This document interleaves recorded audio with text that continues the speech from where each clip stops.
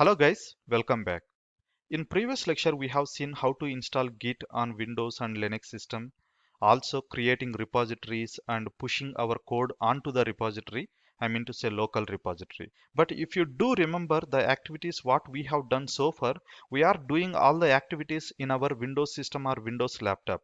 We haven't communicated with any other system. Even our repository also still exists in our local system.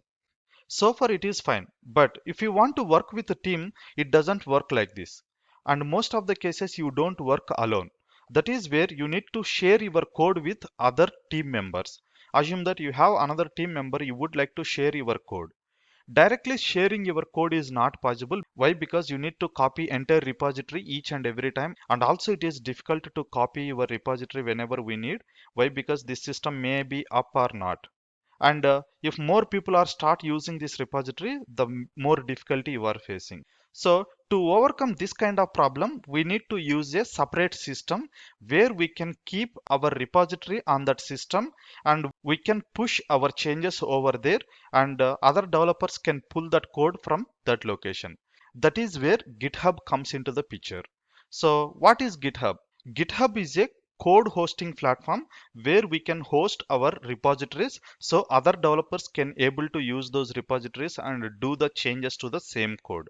So the major advantage of using GitHub is we can work with team or we can work collaboratively.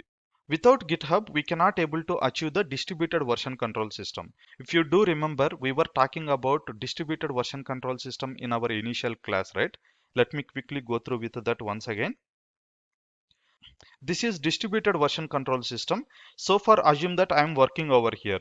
Assume that this is my laptop and I have created repository and all the code is available over here. And sharing the code over here is a difficulty. That is where we are using GitHub as a main server repository, which can help us to distribute our code with other developers. That is how we can enable distributed version control system. Let's come back. Now, how can I send my code over here? So far my code is available in my laptop. I would like to send it to the GitHub so that other developer can able to pull my code. In this case, other developer nothing but developer 2, where we have created a Linux system on AWS cloud and installed Git, right?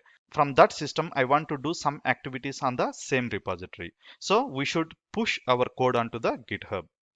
But to push our code onto GitHub, we should have a GitHub account. So how to create a GitHub account, we are going to see in the next lecture. Thanks for watching and see you there.